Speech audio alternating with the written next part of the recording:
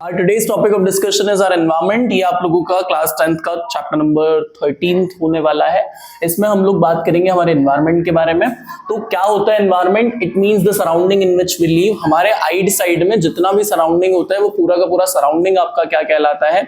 Environment कहलाता है। आपके आसपास में जितनी भी चीजें आप देख रहे हैं वो सभी किसका पार्ट है? आपके एनवायरनमेंट का पार्ट है।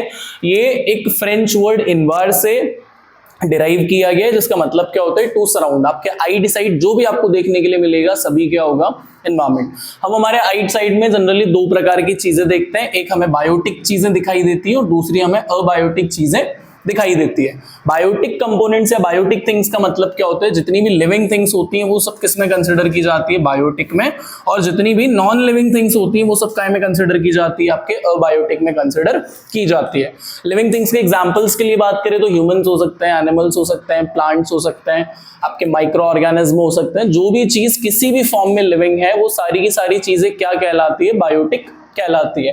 दूसरी तरफ जब हम अबायोटिक के बारे में बात करते हैं तो जितनी भी नॉन लिविंग थिंग्स होती हैं वो सब क्या कहलाती हैं? अबायोटिक कंपोनेंट्स कहलाते हैं। कुछ नेचुरल अबायोटिक चीजें होती है, कुछ आर्टिफिशियल होती है। जैसे आपके घर हो गए, कार हो गई, बाइक हो गई, ये सब आर्टिफिशियल नॉन बायोटिक थिंग्स हैं। जब नेचुरल के बारे में बात करें इस चैप्टर में हमारा major focus natural non living things के ऊपर होगा। तो air, water, sunlight, wind, temperature, ये सब नेचुरल चीजें हैं और कैसी होती हैं? अबायोटिक होती है। एनवायरनमेंट के बारे में इतना सभी लोगों को क्लियर है? इसमें किसी को कोई समस्या तो नहीं है? चलो जल्दी से सारी चीजें कॉपी कर लो। बिफोर मूविंग फर्दर हम लोगों को एक बहुत इंपॉर्टेंट कॉन्सेप्ट पता होना चाहिए एनवायरनमेंट में आगे बात करने से पहले, और वो होते हैं आपके स्फीयर्स ऑफ अर्थ। हमारी अर्थ को डिफरेंट डिफरेंट लेयर्स में हम लोग डिवाइड करते हैं, लेकिन चार मेन स्फीयर होते हैं हमारी अर्थ के, क्योंकि चार मेन कंपोनेंट आपको आपके अर्थ के ऊपर देखने के लिए मिलेंगे। जो सबसे पहला स्फीयर होता है उसे हम कहते हैं लिथोस्फीयर। क्या कहते हैं? हमारे अर्थ के ऊपर जितना भी लैंड एरिया आपको देखने के लिए मिलता है उसको सब में किसमें कंसिडर करते हैं? लिथोस्फीयर में। ये भी एक फ्रेंच वर्ड से बना हुआ है और इसमें ना दो वर्ड्स हैं। पहला जो वर्ड है वो आएगा लिथो, क्या आएगा? और दूसरा जो इसका वर्ड है वो है स्फीयर। लिथो का मतलब होता है रॉक। क्या मतलब होता है? रॉक। तो जितना भी रॉकी पार्ट होता है वो सभी किस में कंसिडर किया जाता है? रॉकी पार्ट मतलब जितना भी लैंड एरिया होता है वो सब हम किस में कंसिडर करते हैं? लिथोस्फीयर में कंसिडर करते हैं। किस में कंसिडर करते हैं? लिथोस्फीयर में। लिथोस्फीयर के बाद जब हम आगे बढ़ते हैं तो सेकंड हमको देखने के लिए मिलता है हाइड्रोस्फीयर। इसमें भी फिर अगेन दो शब्द हैं। पहला वाला जो वर्ड है वो है हाइड्रो, क्या वर्ड है? और दूसरा वाला जो वर्ड है वो है स्फीयर। हाइड्रो का मतलब हम सभी लोग जानते हैं, हमने केमिस्ट्री में बहुत अच्छे से पढ़ा है। हाइड्रो का मतलब होता है वाटर। क्या मतलब होता है? आपको जहां भी हाइड्रो शब्द देखने के लिए मिलेगा वो किसको रिप्रेजेंट कर रहा है? वाटर को। तो अर्थ के ऊपर जितना भी वाटर एरिया है आपके सीज, ओशंस, लेक्स, पॉन्ड्स सभी किस में आएंगे? आपके हाइड्रोस्फीयर में आएंगे। उसके बाद लास्ट और सबसे इंपॉर्टेंट कौन सा है? आपका एटमॉस्फेयर। जितना भी एरिया आपका एयर वाला है वो सब काय में आएगा? एटमॉस्फेयर में। All the gases we are having on our earth, nitrogen, carbon dioxide, oxygen, argon, neon, xenon, krypton, जो भी गैसेस हमारे पास हैं वो सब किसका पार्ट है? एटमॉस्फेयर का। ये भी दो शब्दों से बना हुआ है। इसका पहला वर्ड है एटमो और दूसरा वर्ड क्या हो जाएगा? आपका स्फीयर हो जाएगा। ठीक है, एटमॉस्फेयर। एटमॉस का मतलब होता है एयर। अब सर आपने तो बोला था चार है, तीन में ही खत्म कर दिया। लास्ट जो आता है उसे हम कहते हैं बायोस्फीयर। क्या कहते हैं? बायो जो वर्ड होता है इसका मतलब क्या होता है बेटा? लाइफ। क्या मतलब होता है बायो का? जहां भी आपको शब्द दिखेगा बायो, जैसे हम लोग बायोलॉजी पढ़ते हैं तो बायो प्लस लॉजी, लॉजी का मतलब होता है स्टडी, तो स्टडी ऑफ लाइफ क्या कहलाती है? बायोलॉजी। उसी तरह से ऐसा स्फीयर जो अर्थ पे लाइफ सस्टेन करता है, जहां पर लाइफ पॉसिबल है, उसे हम क्या कहते हैं? बायोस्फीयर कहते हैं। क्या कहते हैं? बायोस्फीयर। जरा इधर देखो, मैंने एक डायग्राम बना रखा है। ये पहला वाला स्फीयर लिथोस्फीयर का है, दूसरा हाइड्रोस्फीयर का और तीसरा एटमॉस्फेयर का है। ये तीनों एक दूसरे से कहीं ना कहीं क्या होते हैं? इंटर रिलेटेड होते हैं। ये शेडेड वाला वो रीजन है जहां पर लिथोस्फीयर, हाइड्रोस्फीयर और एटमॉस्फेयर तीनों एक दूसरे के साथ क्या कर रहे हैं? इंटरैक्शन कर रहे हैं। तो जहां पर लिथोस्फीयर, हाइड्रोस्फीयर और एटमॉस्फेयर तीनों का इंटरैक्शन होता है, सिंपल सी भाषा में कहूं तो ऐसी जगह जहां पर लिथोस्फीयर, हाइड्रोस्फीयर और एटमॉस्फेयर तीनों प्रेजेंट होते हैं वहां क्या बनता है? बायोस्फीयर बनता है। क्या बनता है? और उसी जगह पर लाइफ जो है वो पॉसिबल है। हम लोग हमारे घरों में रहते हैं तो हमारे सबके घर जमीन पे, कोई ट्री हाउस में तो नहीं रहता भैया, सब घर में रहते हैं। तो घर का है जमीन पे, तो लिथोस्फीयर है कि नहीं है? घर में सांस ले पाते हो कि दम घुटता है? सांस ले पाते हैं, मतलब एयर प्रेजेंट है या नहीं है?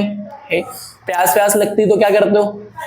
मतलब पानी भी है घर में, है कि नहीं है? बरसात होती है तो घर में सीतांग भी फूट जाती, दीवार में से पानी निकलना शुरू हो जाता है, मतलब वाटर की अवेलेबिलिटी भी है। तो यहां से हमें बायोस्फीयर की एक नई डेफिनेशन और मिल जाती है कि interaction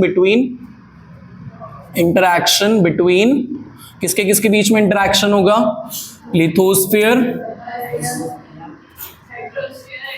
hydrosphere and atmosphere gives rise to biosphere. कि इन तीनों के इंटरैक्शन से किसका फॉर्मेशन होता है? बायोस्फीयर का फॉर्मेशन होता है। ये तीनों स्फीयर ऑफ लाइफ सभी लोगों को क्लियर है? चलो ये कॉपी कर लो जल्दी से, वो डायग्राम भी बना लेना। As we move further in our chapter, तो हमारा अगला जो इंपॉर्टेंट टॉपिक आता है चैप्टर का निकल के, वो आता है इकोसिस्टम। क्या है भैया? इकोसिस्टम। इकोसिस्टम क्या होता है? आपके नेचर की जो फंक्शनल यूनिट होती है उसे हम क्या कहते हैं? इकोसिस्टम। जैसे लाइफ की बेसिक स्ट्रक्चरल फंक्शनल यूनिट हम सेल को कहते हैं, मतलब वहां से क्या होता है? सेल, मतलब आपका जीवन शुरू होता है कहां से? सेल से, है ना। किडनी की स्ट्रक्चरल एंड फंक्शनल यूनिट क्या होती है? नेफ्रॉन। और नर्व्स की क्या होती है? न्यूरॉन। न्यूरॉन से क्या बनता है? नर्व सेल बनता है। उसी तरह से हमारा नेचर या हमारा एनवायरनमेंट किससे बनना स्टार्ट होता है? अलग अलग इकोसिस्टम से बनना स्टार्ट होता है। तो it is the basic structural and functional unit of nature. इसमें होता क्या है? अलग अलग लिविंग ऑर्गेनिज्म रहते हैं जो कि एक दूसरे के ऊपर डिपेंड होते हैं, प्लस अपने सराउंडिंग के ऊपर क्या होते हैं? डिपेंड होते हैं। जैसे हम सभी लोग अपने सराउंडिंग के ऊपर डिपेंड है कहीं ना कहीं। हमें एयर चाहिए तो हम एक अबायोटिक कंपोनेंट पे डिपेंड है। खाना खाना होता है, रोटी खाते हैं तो वो गेहूं से आती है, हाँ या ना? और वो क्या? एक प्लांट है, तो एक लिविंग ऑर्गेनिज्म, हम कहीं ना कहीं उसके ऊपर डिपेंड है। ऐसे सारे ही लिविंग ऑर्गेनिज्म एक दूसरे के ऊपर एज वेल एज अपने सराउंडिंग के ऊपर क्या करते हैं? इकोसिस्टम में डिपेंड होते हैं। उसे हम क्या कहते हैं? इकोसिस्टम कहते हैं। कि it is the functional unit of nature where living and non living organism interact among themselves and with their surrounding. अच्छा, नॉन लिविंग ऑर्गेनिज्म हमारे ऊपर किस तरह से डिपेंड होते हैं? देखो, हमें एयर पोल्यूशन नहीं करना चाहिए, है ना। क्यों नहीं करना चाहिए? ताकि एयर प्रोटेक्ट रहे। तो हम क्या कर रहे हैं? एयर का प्रोटेक्शन कर रहे हैं। अगर हम पॉल्यूशन कम करते हैं तो कहीं ना कहीं एयर अपनी प्योरिटी के लिए लिविंग ऑर्गेनिज्म के ऊपर डिपेंड है या फिर नहीं है? हाँ या ना? डिपेंड है ना। तो इसी तरह से ऑर्गेनिज्म लिविंग हो या नॉन लिविंग हो, दोनों एक दूसरे के ऊपर क्या करते हैं? डिपेंड करते हैं। अब आपके इकोसिस्टम कितने तरह के होते हैं? तो टोटल 2 प्रकार के इकोसिस्टम होते हैं। आगे जाके इनके फर्दर क्लासिफिकेशंस देखेंगे, बट मेजर जो इकोसिस्टम्स होते हैं वो 2 टाइप के होते हैं, natural ecosystem and artificial ecosystem. Natural ecosystem का मतलब क्या होता है? ऐसा इकोसिस्टम जो कि नेचुरली अपने आप बना हो, प्लस उसे हील करने के लिए किसी भी मैन पावर की, आर्टिफिशियल सोर्सेज की जरूरत नहीं है। उसमें अगर किसी भी प्रकार की कोई भी कमी आती है, कोई भी प्रॉब्लम आती है, तो अपने आप उसको क्या कर सकता है? ठीक कर सकता है, वापस रिकवर कर सकता है। 2 मेजर क्लासिफिकेशन होता है आपके नेचुरल इकोसिस्टम के। पहला होता है एक्वाटिक इकोसिस्टम और दूसरा होता है टेरेस्ट्रियल इकोसिस्टम। जो इकोसिस्टम आपको लैंड के ऊपर देखने के लिए मिलेगा दैट इज टेरेस्ट्रियल इकोसिस्टम। अब अलग अलग तरह के हो सकते हैं, डेजर्ट हो सकते हैं, फॉरेस्ट हो सकते हैं, ग्रासलैंड हो सकते हैं, और क्या हो सकता है? माउंटेन हो सकता है। माउंटेन भी तो जमीन ही है ना। प्लेटी हो सकता है, प्लेन्स हो सकते हैं। ये सब डिफरेंट तरह के क्या हो सकते हैं? आपके टेरेस्ट्रियल इकोसिस्टम्स हो सकते हैं। जब मैं एक्वाटिक इकोसिस्टम की बात करता हूँ तो जितने भी वाटर रिलेटेड इकोसिस्टम्स नेचुरली बनते हैं वो सब क्या कहलाते हैं? आपके एक्वाटिक इकोसिस्टम कहलाते हैं। जैसे rivers, oceans, lakes, deltas, estuaries, ये सब काय में आएगा? आपके एक्वाटिक इकोसिस्टम में आएगा। दूसरी तरफ जब हम आर्टिफिशियल इकोसिस्टम की बात करें तो ये इकोसिस्टम इंसान बनाता है। अगर इस इकोसिस्टम के अंदर किसी भी प्रकार की कोई भी प्रॉब्लम आती है तो उसका रेक्टिफिकेशन भी बिना ह्यूमन इंटरवेंशन के नहीं हो सकता। एक्वेरियम समझते हो सभी लोग? बड़ा वाला फिश पॉट, इलेक्ट्रॉनिक वाला, जिसमें बहुत सारी मछलियां होती है। अब अगर वो खराब हो गया तो क्या एक्वेरियम खुद को ठीक कर सकता है क्या? नहीं कर सकता। उसको ठीक करने के लिए फिर कोई टेक्नीशियन बुलाना पड़ेगा जिसको एक्वेरियम का नॉलेज होगा। बट मान लो कोई पेट्रोल का जहाज समुद्र में लीक हो गया तो क्या हम उसको साफ करने जाते हैं? समुद्र अपने आप क्या करता है? उसको ठीक करता है। तो ये बेसिक डिफरेंस होता है नेचुरल और आर्टिफिशियल इकोसिस्टम के बीच में। एक्वेरियम हो गए, बोटेनिकल गार्डन्स हो गए, ये सब किसके एग्जाम्पल होते हैं? आपके आर्टिफिशियल इकोसिस्टम के एग्जाम्पल्स होते हैं। इतना क्लियर है सभी लोगों को? चलो कॉपी कर लो जल्दी से, आगे बढ़ते हैं। तो हमारा जो अगला टॉपिक है वो आएगा components of environment, components of ecosystem. Component of environment भी इसको बोल सकते हैं। There are basically two major components of ecosystem, जो कि दो एनवायरनमेंट के भी कंपोनेंट्स होते हैं, biotic components and abiotic components. बात फिर से वही है, बायोटिक का मतलब जितने भी लिविंग ऑर्गेनिज्म हमारे एनवायरनमेंट में प्रेजेंट होते हैं, whether they are animals, plants, micro organism and everything, वो सब किसमें कंसिडर किया जाता है? आपका बायोटिक में। और जितने भी नॉन लिविंग ऑर्गेनिज्म होते हैं, नॉन लिविंग थिंग्स होती है अल्टीमेटली, वो सब काय में आती है? आपके अबायोटिक कंपोनेंट्स में आती है। फर्दर हम बायोटिक को तीन बेसिक कैटेगरीज के अंदर क्लासिफाई करते हैं, प्रोड्यूसर्स, कंज्यूमर्स एंड डिकम्पोजर्स। जो एनवायरनमेंट में खाना बनाने का काम करते हैं दे आर प्रोड्यूसर्स, जो खाने का काम करते हैं दे आर कंज्यूमर्स, और जो बचे कुचे मटेरियल को सॉइल के अंदर मिक्स करके डिकम्पोज करने का काम करते हैं वो क्या कहलाते हैं? डिकम्पोजर्स। आगे जाके हम एक एक के बारे में डिटेल में बात करेंगे। अबायोटिक के बारे में बात करूं तो ये 5 मेजर अबायोटिक कंपोनेंट्स होते हैं जिनके ऊपर लिविंग ऑर्गेनिज्म पूरी तरह से डिपेंड होता है। सबसे पहला होता है लाइट। लाइट समझते हैं? यहाँ लाइट मतलब सनलाइट की बात हो रही है। टेम्परेचर, ज्यादा हो जाता है तो गर्मी लगने लगती है, पंखा चाहिए, एसी चाहिए, कम हो जाता है तो ठंड लगने लगती है, ज्यादा ही कम हो जाता है तो आदमी पड़ भी जाता है। ठीक है। गैसेस बहुत इंपॉर्टेंट है भैया, ऑक्सीजन सबसे इंपॉर्टेंट गैस है। Next wind. अच्छा, एयर में और विंड में क्या डिफरेंस होता है? जो ब्लो कर रही होती है दैट इज विंड, जो हवा आपको फील हो, है ना, आपको ऐसे चेहरे पे लगे, बाल उड़ा दे, तो फील होगी, दैट इज विंड। और यहाँ अभी आपको हवा फील हो रही है या नहीं हो रही है, आप सांस ले पा रहे हो कंफर्टेबली, मतलब यहाँ क्या है? एयर। तो ब्लोइंग एयर क्या कहलाती है? विंड कहलाती है। और लास्ट है वाटर। वाटर की तो अपनी इंपॉर्टेंस बताने की आवश्यकता नहीं है। चलो जल्दी से कॉपी कर लो, फिर हम एक एक करके इनको पढ़ते हैं।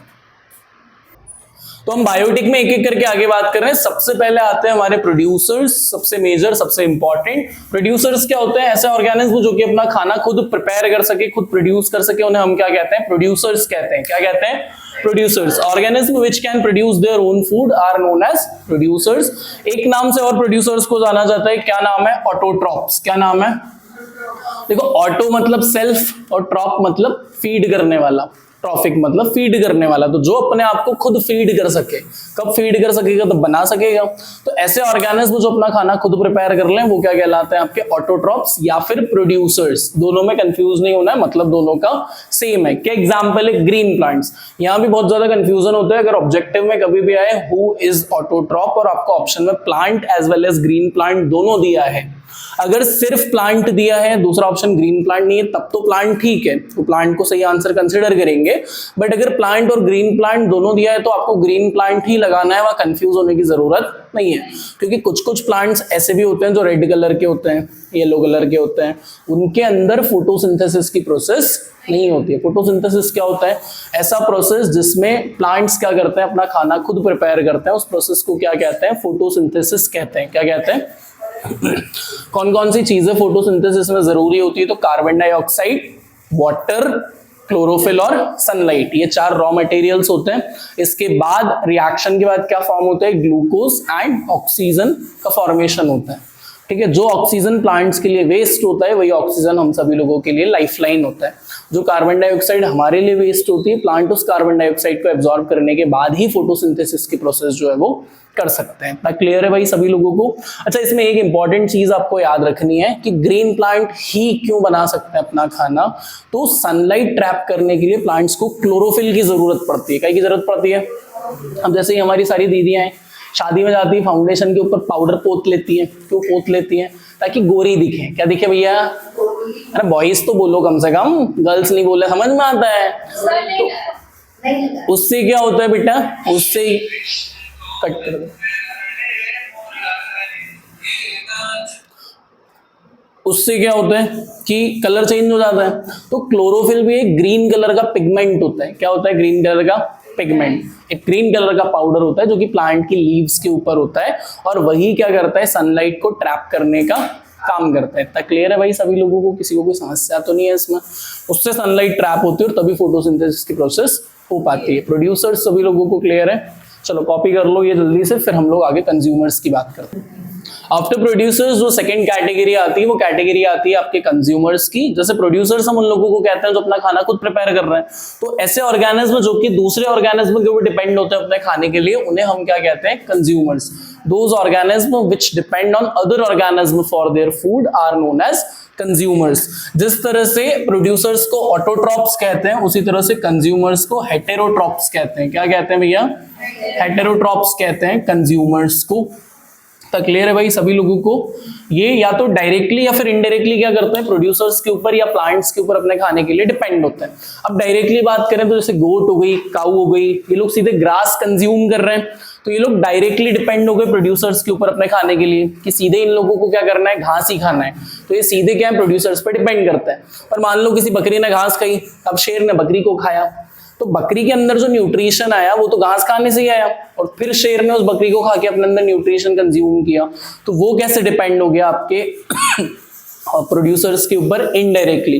तो ये या तो डायरेक्टली या फिर इनडायरेक्टली क्या हो सकते हैं? प्रोड्यूसर्स के ऊपर डिपेंड हो सकते हैं अपने खाने के लिए। इतना क्लियर है भाई सभी लोगों को? जब हम आगे बात करें तो हमारे कंज्यूमर्स मेजरली 4 तरह के होते हैं। कितने तरह के होते हैं? 4 तरह के होते हैं। सबसे पहले आते हैं हर्बीवोरस। कौन आते हैं भैया?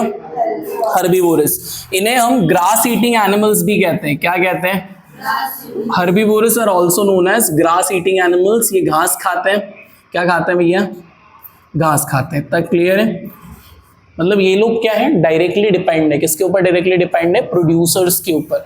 इसीलिए इन्हें प्राइमरी कंज्यूमर्स भी कहते हैं। क्या कहते हैं? प्राइमरी कंज्यूमर्स, क्योंकि ये डायरेक्टली डिपेंड है आपके ऑटोट्रॉप्स के या प्रोड्यूसर्स के ऊपर। तो हर्बीवोरस इसीलिए क्या कहलाते हैं? Primary consumers. एग्जाम्पल्स के बारे में बात करें तो हम लोग बेसिकली एग्जाम्पल जानते हैं, बफेलो, काऊ, है ना, गोट। कैट कौन बोला भैया?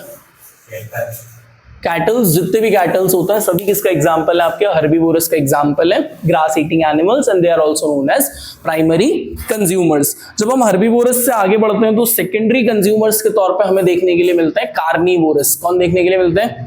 कार्निवोरस। ये लोग क्या होते हैं? They are flesh eating animals. क्या खाते हैं ये लोग?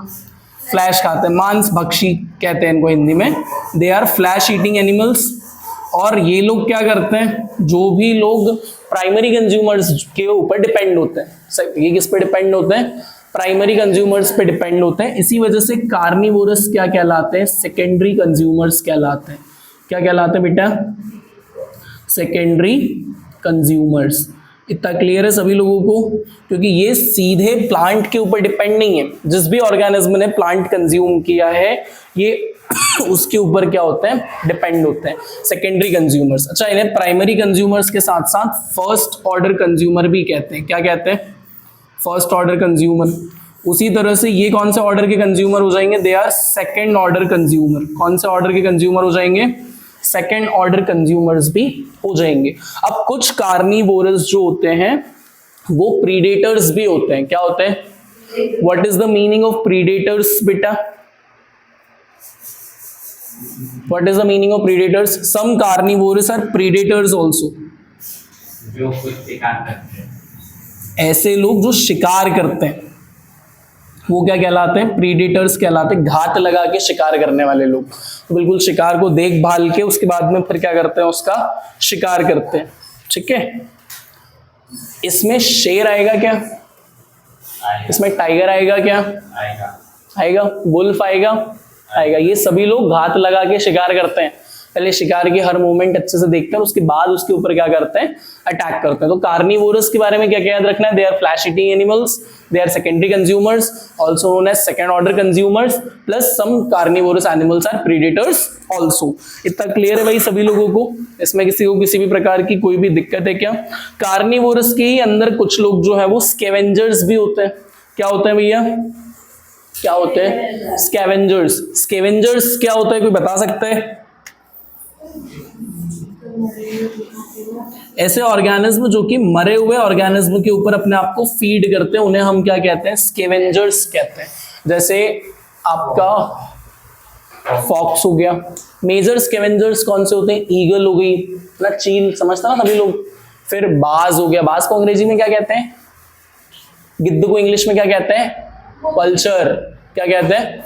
तो ईगल हो गई, वल्चर हो गया, ये लोग किसके एग्जाम्पल्स हो जाएंगे? आपके स्कैवेंजर्स के एग्जाम्पल हो जाएंगे। ये भी किसके अंदर आते हैं? कार्निवोरस में ही आते हैं। काय में आते हैं? एक बात ध्यान रखना, स्कैवेंजर्स को थर्ड ऑर्डर कंज्यूमर भी कहते हैं। क्या कहते हैं भैया?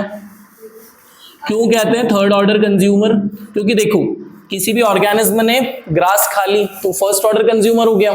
उस ऑर्गेनिज्म को मान लो किसी कार्निवोरस एनिमल ने खा लिया तो वो सेकंड ऑर्डर कंज्यूमर हो गया। अब वो मर गया, उसके मरने के बाद अगर स्कैवेंजर उसको खाएगा तो थर्ड ऑर्डर कंज्यूमर हुआ कि नहीं हुआ? अच्छा, ऐसा नहीं है कि ये प्राइमरी कंज्यूमर्स को नहीं खा सकते, तो जो मरा हुआ दिखेगा ये उसको क्या करेंगे? कंज्यूम कर लेंगे, ये ध्यान रखना। नेक्स्ट अगर हम लोग बात करें तो अगले हमारे आते हैं ओमनीवोरस एनिमल्स। कौन से एनिमल्स? ये बहुत विशेष है क्योंकि इंसान अक्सर ओमनीवोरस ही होता है। इनका क्या रहता है भैया? दे ईट ग्रास, मतलब ये क्या करते हैं? ग्रास भी खा लेते हैं और फ्लैश भी खा लेते हैं। इन्हें जो मिलता है वो खा लेते हैं, जो आ रहा है वो आने दो। तो क्लियर है सभी लोगों को?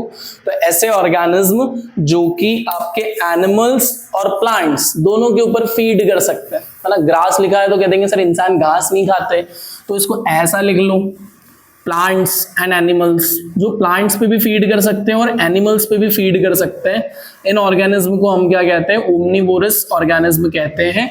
इसको एग्जाम्पल जानवरों में देखें तो बिल्ली घर में दूध भी पी जाती है, चूहा भी खा जाती है ना। मतलब वो क्या कर रही है? अल्टीमेटली वेज नॉन वेज दोनों के ऊपर डिपेंड कर रही है ना। बिल्ली को रोटी डालोगे तो वो रोटी भी खा लेगी।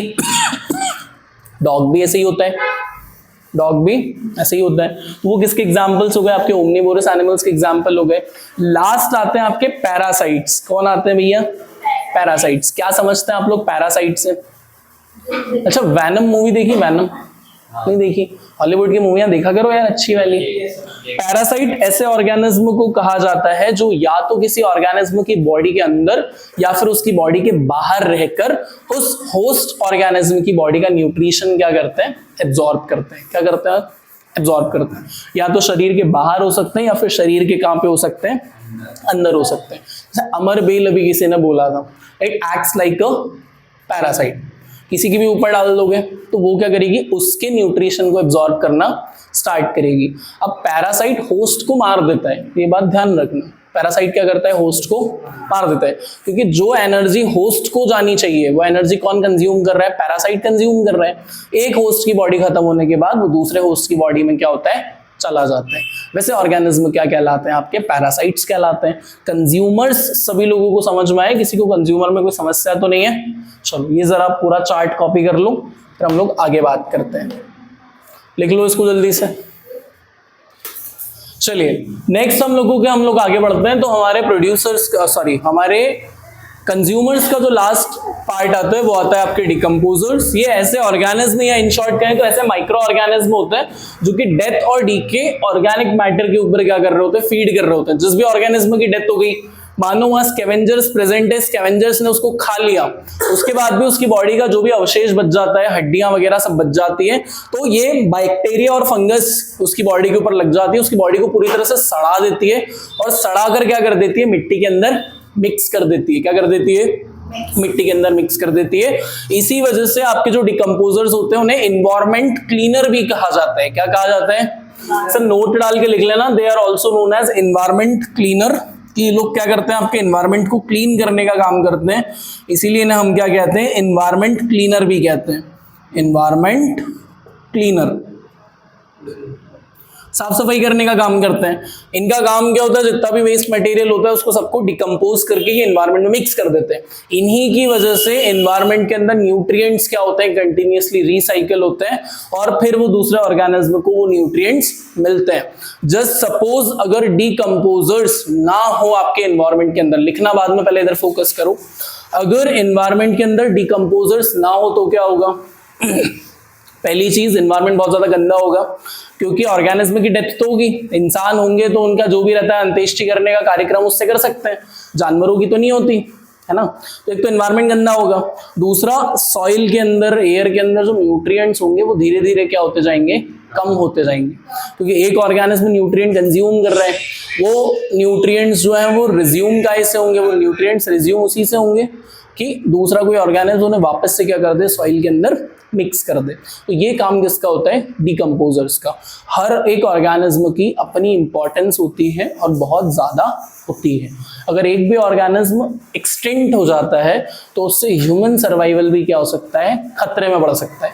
इसीलिए अलग अलग जानवर्स को प्रोटेक्ट करने का हमारे यहाँ मुहिम चलती है। क्लियर है? इसको कॉपी कर लो, फिर हम लोग आगे बात करते हैं। ऑन वेरी हाई डिमांड आगे का टॉपिक जो है हम लोग नेक्स्ट वीडियो के अंदर डिस्कस करेंगे। अगला वीडियो का related to abiotic components. Stay tuned, thank you so much and subscribe the channel.